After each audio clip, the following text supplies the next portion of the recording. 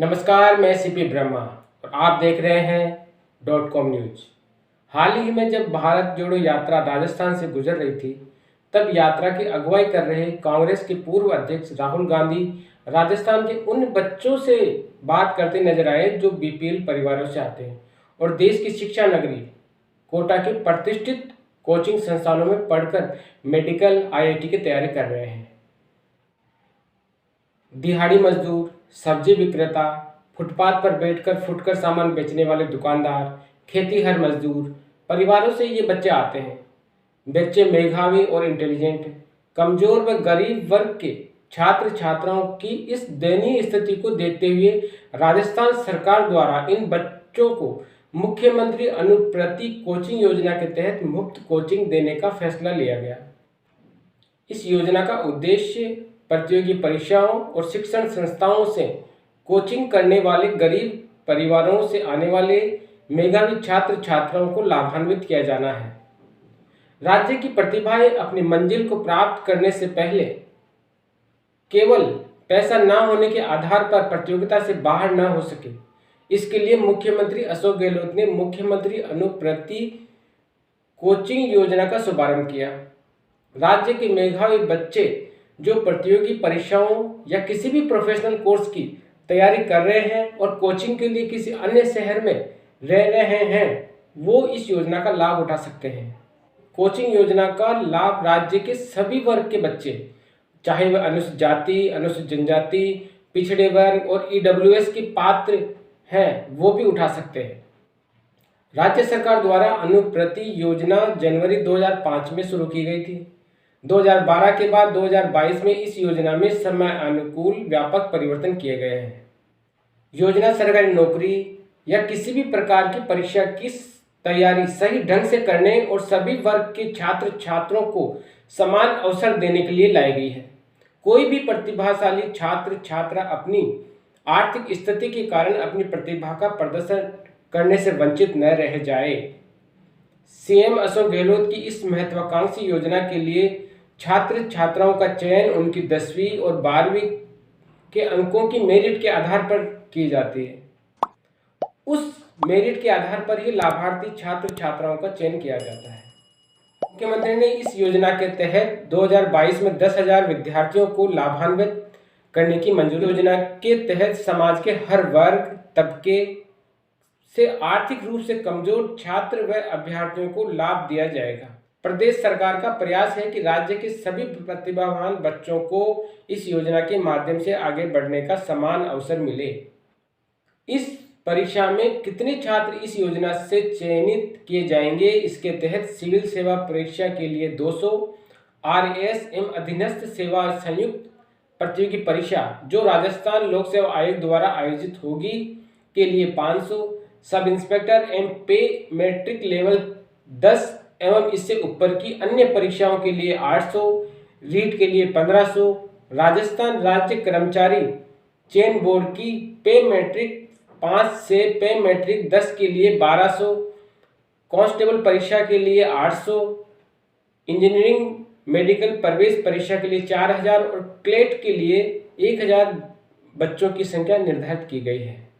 जिन छात्र छात्राओं की वार्षिक आय 8 लाख रुपए या इससे कम है, वो इसके पात्र होंगे।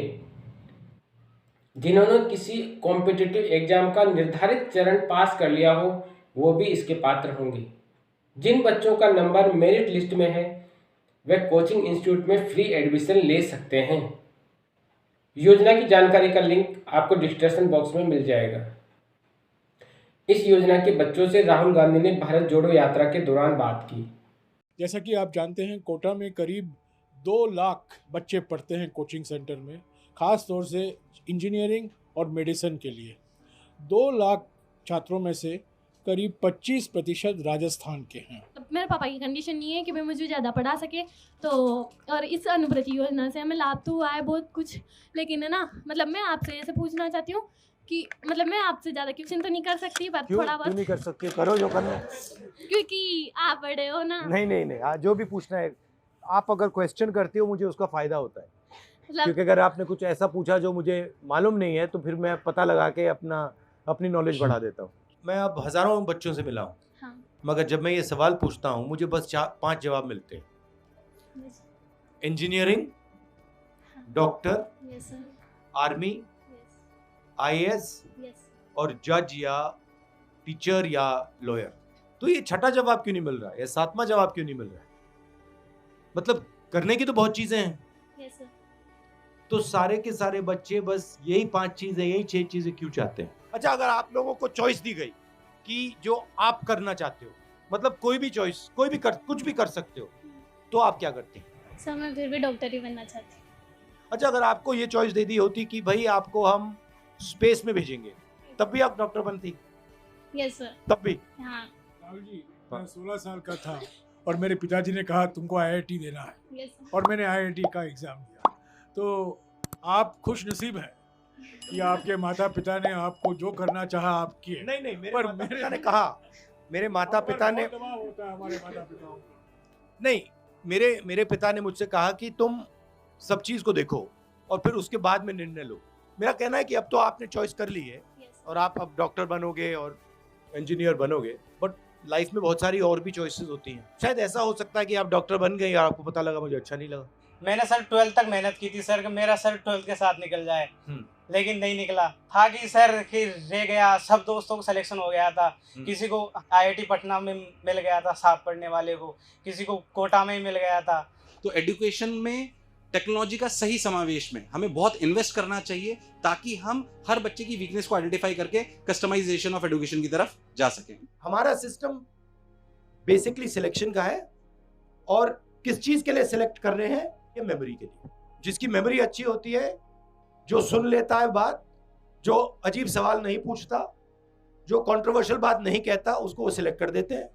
जो बेचारा क्लास के पीछे बैठा होता है, वो कंट्रोवर्शियल बात करता है, वो दुनिया को दूसरे तरीके से देखते हैं, उसको एलिमिनेट कर देते हैं। ये सिस्टम है। क्या करूं, मेरे को समझ ही नहीं आ रहा। रिलैक्स करो, कुछ नहीं होता है। आपको ऐसे लगना चाहिए कि आप घर में बैठे हो फैमिली के साथ। सर मैं आपके सवाल का जवाब देना चाहूँगा। आप पूछ रहे थे कि बच्चे कम करियर ऑप्शन क्यों चुनते हैं। हाँ। क्योंकि कई माता पिता और बच्चों को स्वयं पता नहीं होता कि उनके पास क्या क्या करियर ऑप्शन है। बिहार जैसे वहाँ पर ज़्यादातर लोगों को आईएएस इन्हीं के बारे में पता है, और राजस्थान में भी कई लोगों को पता नहीं रहता और बच्चों को भी पता नहीं रहता। तो आप सर 10th के बाद स्कूलों में कुछ करवाएं ताकि बच्चों और उनके माता पिता को पता चले कि क्या क्या करियर ऑप्शन हो सकते हैं अदर। बिल्कुल, बहुत अच्छा बोले आप। शुक्रिया भाई। जब हम छोटे थे, हम ट्रैकिंग पे जाते थे। दिल्ली के पास हिमालय है, तो कभी हम उत्तराखंड चले जाते थे, कभी हिमाचल चले जाते थे, वहाँ पे हम ट्रैकिंग करते थे। तो कभी कभी हम क्या करते थे, जब हमारे दोस्त जाके रेस्ट करते थे, जब उनको मालूम नहीं होता था, हम उनके बैग में पत्थर डाल देते थे। मतलब 1-2 किलो के पत्थर डाल देते थे। फिर वो चलते थे और बिल्कुल थक जाते थे।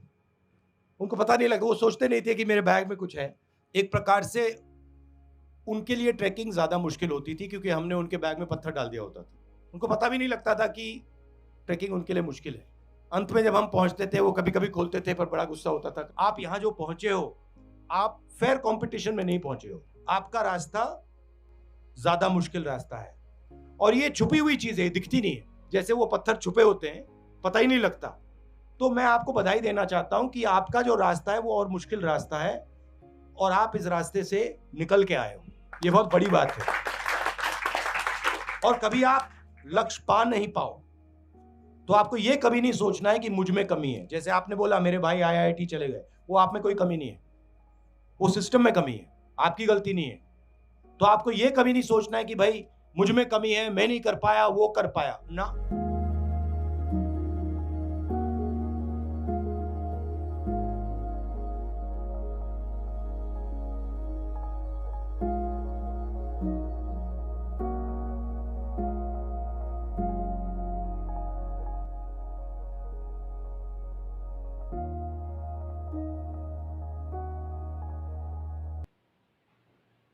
दो 2023 के लिए ऑनलाइन आवेदन की प्रक्रिया शुरू हो गई है। अगर आपके परिवार या आपके आसपास ऐसी प्रतिभाएं जो आर्थिक कारणों से आगे बढ़ने में असमर्थ है, तो इस योजना के बारे में बताएं, उनका मार्गदर्शन करें। यह जानकारी आपको कैसी लगी कमेंट करके बताएं। लाइक, शेयर और सब्सक्राइब करने के लिए बेल आइकन को दबाएं। मिलते हैं नए वीडियो में।